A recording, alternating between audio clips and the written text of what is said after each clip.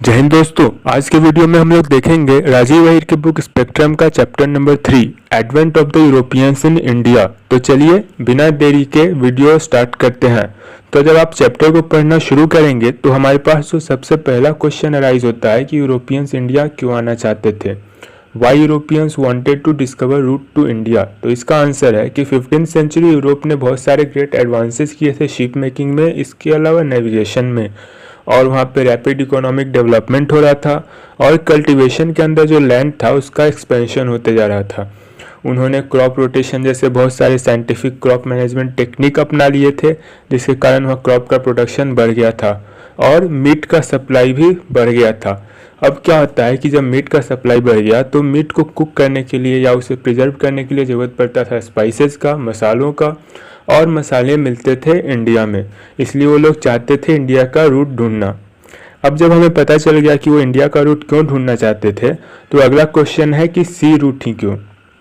तो क्या हुआ कि उस टाइम पे ऑटोमन एम्पायर बहुत ज़्यादा स्ट्रांग था, बहुत ज़्यादा पावरफुल था, और उसने इंडिया और यूरोप के बीच के लैंड रूट को कर दिया था ब्लॉक। तो अब यूरोपियंस के पास बचा सिर्फ एक ऑप्शन और वो था सी रूट, इसीलिए यूरोपियन आए सी रूट में। सबसे पहले जो इंडिया आए वो थे पोर्तुगीज़। उसमें जो ईयर 1498 में 17 मई 1498 को वास्को डिगामा पहुँचे कैलिकट, जो कि केरला में सिचुएटेड है। वहाँ के हिंदू रूलर थे जमोरिन, जिसने वास्को डिगामा का बहुत स्वागत किया। वास्को डिगामा अपने साथ 3 शिप लेकर आए थे, जिसको हेड कर रहे थे, जिसको लीड कर रहे थे Gujarati pilot Abdul Majid. Vasco da Gama यहाँ पे 3 महीने के लिए रुके और उसके बाद जब वापस जाकर के उन्होंने पोर्तुगीज़ में अपने सामान को, गुड्स को बेचा, तो उन्हें 64 टाइम्स ज़्यादा प्रॉफिट हुआ। जी हाँ, ध्यान दीजिएगा, जब वो यहाँ से सामान को लेकर गए पुर्तगाल में और वहाँ उन्होंने बेचा तो उन्हें 64 टाइम्स ज़्यादा प्रॉफिट हुआ। इतना ज़्यादा प्रॉफिट हुआ जिससे वो काफ़ी ग्रीडी हो गए, उन्हें ग्रीड आ गया, लालच आ गया। तो 3 साल बाद ईयर 1501 में वो वापस आ गए इंडिया, और इंडिया आकर उन्होंने क्या किया, सीधे पहुँच गया जमोरिन के पास और जमोरिन से बोला कि आप यहाँ से अरब मर्चेंट को हटा दीजिए और यहाँ पे जो ट्रेड हो रहा है उसका मोनोपोली दे दीजिए हमें, यानी कि पोर्तुगीज़ को। लेकिन जमोरिन ने इसके लिए साफ इनकार कर दिया, जिससे कि पोर्तुगीज़ और जमोरिन के बीच का रिश्ता कुछ हद तक ख़राब हो गया। अब हम लोग बात करते हैं फ्रांसिस्को डी अल्मीडा का। ये कौन थे? तो ये थे first Portuguese governor in India.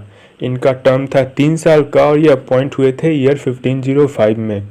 इनको काम दिया गया था इंडिया में, इंडियन ओशन में पोर्तुगीज़ पावर को कंसोलिडेट करने का। क्या हुआ इनके टर्म में कि ईयर 1507 में इनके नेवी को ड्यू में इजिप्ट और गुजरात के कंबाइंड नेवी ने बहुत बुरी तरीके से हरा दिया और इस वॉर में फ्रांसिस्को डी अल्मीडा का बेटा भी मारा गया। अब इसका बदला लेने के लिए ठीक अगले साल ईयर 1508 में अल्मीडा ने हमला किया और इजिप्ट और गुजरात की दोनों ही नेवी को हरा दिया। अल्मीडा के पॉलिसी को बोला जाता है ब्लू वाटर पॉलिसी या फिर कार्टे सिस्टम। इनका सोचना था कि अगर पोर्तुगीज चाहता है, मोनोपोली चाहता है इंडियन ट्रेड पे, तो उसे सुपर पावर बनना होगा इंडियन ओशन का। अब जो अगला हमारा कैरेक्टर है वो है अल्फांजो डी अल्बुकर्क। ये थे इंडिया में सेकेंड गवर्नर। इन्होंने सक्सीड किया था अल्मीडा को। इन्होंने ईयर 1510 में गोवा को एक्वायर किया सुल्तान ऑफ बीजापुर से और बहुत ही आसानी से इन्होंने गोवा को एक्वायर कर लिया। इन्होंने ही सती प्रथा को एबोलिश किया था और इन्होंने अपने लोगों को इनकरेज किया लोकल वाइफ्स रखने के लिए, यानी इंडियन लड़कियों से शादी करने के लिए, ताकि वो लोग यहाँ परमानेंटली सेटल हो सके। और एक बात ध्यान दीजिएगा कि जो अल्फांजो मैंगोज हम लोग खाते हैं, अल्फांजो आम खाते हैं, वो भी इन्हीं के नाम पे है। अल्फांजो दी अल्बुकर्क के नाम पे ही अल्फांजो आम का नाम पड़ा है। अब जो थर्ड कैरेक्टर है वो है नीनो दा कुन्हा। इन्होंने अपना ऑफिस अज्यूम किया था नवंबर 1529 में। इन्होंने जो इम्पोर्टेंट काम किए उनमें से एक है कि इन्होंने पोर्तुगीज़ हेडक्वार्टर को, जो पोर्तुगीज़ कैपिटल था, उसको कोच्चिन से शिफ्ट करके कर दिया था गोवा में। फिर क्या हुआ कि बहादुर शाह, जो कि गुजरात के किंग थे, उस पर हुमायूं ने, मुगल एम्परर हुमायूं ने हमला कर दिया। तो बहादुर शाह ने मदद मांगा पोर्तुगीज़ से। पोर्तुगीज़ ने हेल्प तो किया, लेकिन एक कंडीशन रखा कि जो आइलैंड ऑफ बेसिन है वो देना होगा उन्हें पोर्तुगीज़ को।